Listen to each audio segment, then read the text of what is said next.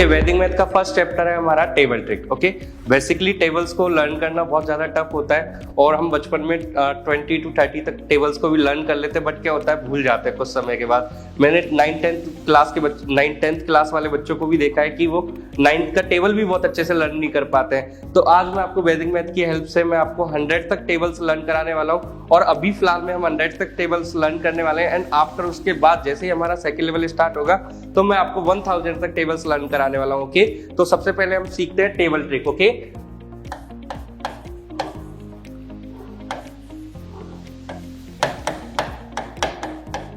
Table trick. Okay, आज हम सीखने वाले 1 से लेकर 100 तक के टेबल्स। ओके, जिसके अंदर कुछ रूल्स है वो आपको बेसिकली आने चाहिए। फर्स्ट रूल हमारा क्या है कि आपको 2 से और 9 तक के टेबल्स बहुत अच्छे से लर्न होने चाहिए। बहुत अच्छे से लर्न होने का मतलब होता है कि अगर आपसे किसी ने पूछा कि 2 6 जा, तो 2 6 जा हमारा 12 आंसर आना चाहिए। बच्चों की तरह मन ही मन में गुनगुनाना स्टार्ट नहीं करना है आपको कि 2 का टेबल 6 टाइम बोलो फिर आप मुझे रिप्लाई करो। अगर किसी ने आपसे पूछा कि 9 6 जा, तो 54 आपका आंसर डायरेक्टली आना चाहिए। ये नहीं होना चाहिए कि आप 9 का टेबल 6 टाइम बोल रहे हो फिर आप मुझे 54 बता रहे हो। तो जिससे क्या होता है कि जब आप लगातार प्रैक्टिस करोगे, टेबल्स को अच्छे से लर्न करोगे, तो ऑटोमेटिकली हैबिट्स में आ जाएगा। स्टार्टिंग में थोड़ा सा आपको टफ हो सकता है या प्रॉब्लम्स क्रिएट हो सकती है, बट धीरे धीरे हैबिट्स में आएगा। और टेबल्स को उस तरीके से लर्न करना है आपको कि जब भी आपसे कोई पूछे कि 8 7 जा, तो 56। ये नहीं होना चाहिए कि 8 का टेबल 7 टाइम बोल रहे हो और फिर आप मुझे 56 बता रहे हो। नो, यानी जैसे किसी ने क्वेश्चन पुट किया विदिन सेकंड के अंदर आपका आंसर आना चाहिए। फर्स्ट रूल क्लियर आपको। सेकंड रूल है आपका कि जब भी हम 1 × 1 करते हैं तो हमारा आंसर क्या आता है? 1। क्या आता है? 1। ओके, लेकिन आपको 1 नहीं लेना है, आपको आंसर क्या लेना है? 0 1। क्या लेना है? 0 1। अब 0 1 क्यों लिया और 1 क्यों नहीं लिया मैंने, ये भी मैं आपको अभी क्लियर करने वाला हूँ। तो देखिए 1, ये मैंने अगर 1 लिखा है यहाँ पर तो इसका वैल्यू भी क्या है? 1। और मैंने यहाँ पर 0 1 लिखा है तो ये इसका भी वैल्यू क्या है? 1। लेकिन हमारा रूल्स के अकॉर्डिंग हमें 2 डिजिट नंबर्स की रिक्वायरमेंट होती है, इसलिए मैंने 0 पहले पुट किया और फिर उसके बाद 1 लिखा। तो मुझे 2 नंबर्स का रिक्वायरमेंट था, राइट, जिससे उसकी वैल्यू में भी कोई चेंज नहीं हो रहा है और मैंने 0 पुट करके 2 नंबर्स में डिजिट को बना दिया। Is it clear? उसके बाद हम आगे चलते हैं। अगर कोई भी नंबर अगर सिंगल डिजिट में आता है तो हमेशा आपको क्या अप्लाई करना है? 0 अप्लाई करना है। जस्ट लाइक 2 × 2 करना है तो आपका आंसर क्या आएगा? 0 4, ना कि 4। आपको क्या आंसर लेना है? 0 4। Is it clear? वैल्यू इसका 4 ही है। अगर मैं इसके 1s प्लेस पर 0 पुट करता तो इसका वैल्यू 40 हो जाता। अगर मैं एक 0 और पुट करता हूं तो 400 हो जाएगा। लेकिन मैंने 0 कहां पुट किया? यानी 4 से पहले 0 पुट किया मैंने, 4 के आगे 0 पुट किया, जिससे उसकी वैल्यू में कोई चेंज नहीं हुआ और हमें डबल डिजिट में हमारा आंसर मिल गया। Is it clear? अगर 3 × 3 करते हैं तो हमारा आंसर क्या आएगा? 09। क्या आएगा? 09। अगर मुझे 4 × 3 करना है तो मेरा आंसर क्या आएगा? 12। क्या आएगा? 12। अब मुझे यहाँ 0 अप्लाई करने की कोई आवश्यकता नहीं है। क्यों नहीं है मुझे 0 अप्लाई करने की आवश्यकता? क्योंकि ऑलरेडी मेरा आंसर क्या है? डबल डिजिट में। आई होप कि आपको बहुत अच्छे से यहाँ तक फर्स्ट एंड सेकंड रूल्स अच्छे से क्लियर हो पा रहा है। Is it clear? चलिए हम थर्ड रूल्स पे बात करते हैं। जस्ट लाइक अगर मुझे 45 का 5 जा चाहिए। क्या चाहिए? 45 का 5 जा। अब अभी हम स्टार्टिंग कर रहे हैं कि टेबल्स को किस तरीके से लर्न करना है। मैं आपको टीच कर रहा हूं, मैं बता रहा हूं आपको कि किस तरीके से स्टेप बाय स्टेप हमें आगे बढ़ना है। जैसे ही सारी स्टेप्स क्लियर हो जाएगी तो ऑटोमेटिकली आपके सारे कॉन्सेप्ट क्लियर हो जाएंगे। ओके, तो देखिए इसके अंदर सबसे पहली स्टेप जो होती है हमारी 5 × 4 करना होता है। हमें क्या करना होता है? 5 × 4। ये हमारी कौन सी स्टेप होती है? फर्स्ट स्टेप होती है। कौन सी स्टेप? First step. तो 5 4 जा होता है 20। क्या होता है? 20। क्या होता है? 20। अब देखिए यहाँ पर 1 डिजिट बचा हुआ है, अभी यहाँ पर रिमेनिंग है अभी 1 डिजिट, राइट। तो उसकी 1 डिजिट बचा हुआ है यहाँ पर, तो उसके लिए हम क्या करेंगे? यहाँ पर 1s प्लेस पर एक 0 पुट कर देंगे रूल्स के अकॉर्डिंग। ये रूल नंबर हमारा कौन सा है? 3। जब भी हम फर्स्ट स्टेप को मल्टीप्लाई करते हैं, तो जो भी आंसर आता है उसमें आंसर के साथ हम क्या पुट कर देते हैं? 0 1s प्लेस पर। तो अब हमारा आंसर क्या हो गया? 200। क्या हो गया हमारा answer? 200। Is it clear? Just like हम कुछ एग्जांपल्स और लेते हैं, जैसे कि 62 का 7 जा अगर आपको निकालना है तो सबसे पहले फर्स्ट स्टेप क्या होती है? 7 × 6। क्या होता है? 7 × 6। तो अब देखो यहाँ पर जैसे ही आप 7 × 6 करते हो, जो भी आंसर आता है उसमें 0 पुट करके बोलना है आपको, ना कि ऐसे नहीं बोलना आपको कि 42 फिर उसमें 0 ऐड किया तो 420। नहीं, आपको डायरेक्टली क्या बोलना है? 420। Is it clear? तो यहां तक आप सभी को क्लियर हो रहा है। जैसे ही आप 7 × 6 करते हो तो 42 होता है, लेकिन आपको अपने मन में ही 0 ऐड करके डायरेक्टली आंसर आपको क्या बोलना है, 420। आई होप कि आपको यहाँ तक बहुत अच्छे से क्लियर हो पा रहा है। अब सेकंड स्टेप क्या होती है हमारी, 5 × 5 करना है आपको। सेकंड स्टेप क्या है हमारी, 5 × 5।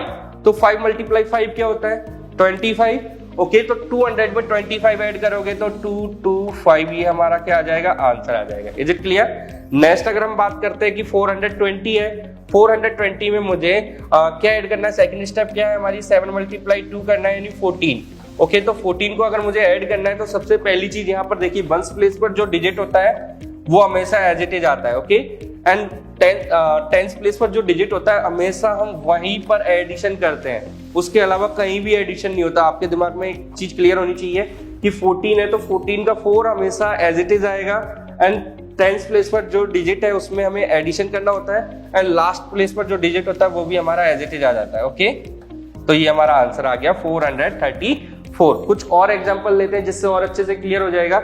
जस्ट लाइक अगर मुझे 76 का 5 जा चाहिए, 76,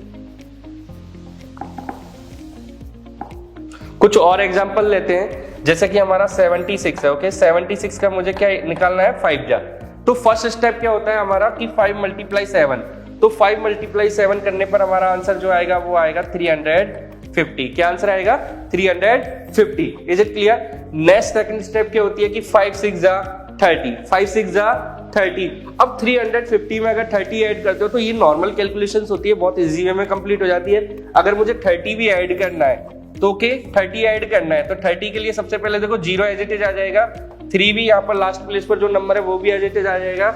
ओनली 4 हमें टेंस प्लेस पर एडिशन करना होता है, तो 5 + 3 हमारा क्या आ जाएगा, 8।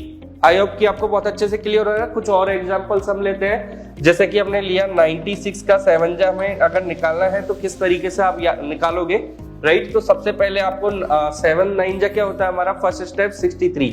तो आपको आंसर क्या लिखना है, 630। क्या लिखना है आपको आंसर, 630। अब नेक्स्ट आपको 7 × 6 करना है। क्या करना है, 7 × 6। तो 7 × 6 करने पर क्या आता है, 42। क्या आता है, 42। तो मैंने आपको बताया कि 42 के वंस प्लेस पर जो डिजिट है वो एज इट इज आ जाएगा आपका, एंड 4 और 3 हमारा हो जाएगा यहाँ पर 7 एंड 6 एज इट इज आ जाएगा। यही हमारा क्या है, आंसर है। ओके, क्लियर हो पा रहा है आपको। चलिए कुछ और एग्जांपल लेते हैं जिससे और अच्छे से क्लियर हो जाए।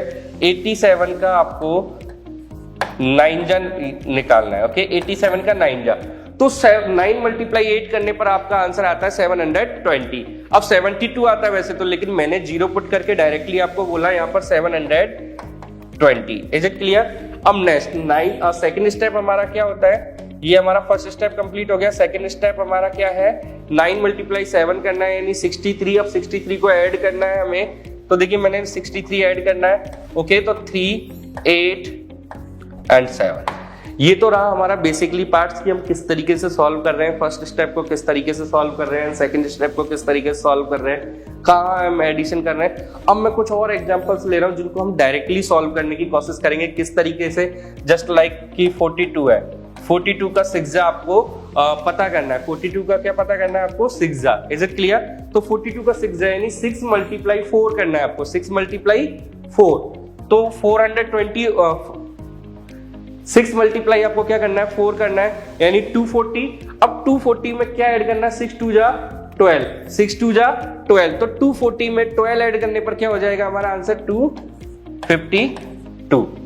अभी बेसिकली अगर मैं बात करूं तो सिर्फ हमने अभी यहाँ पर 6 जा भी लिखा है। अभी जैसे जैसे हम स्टेप बाय स्टेप आगे बढ़ेंगे वैसे वैसे मैं ये 6 जा, 7 जा, 8 जा, 9 जा भी लिखना बिल्कुल बंद कर दूंगा। आई होप आपको अच्छे से क्लियर हुआ। चलो नेक्स्ट हम एक और सम देखते हैं कि 54 का 6 जा आपको ट्राई करना है। तो 54 का 6 जा क्या हो जाएगा, 324, 324, यानी विद इन कुछ ही सेकंडों में मेरा आंसर आ गया।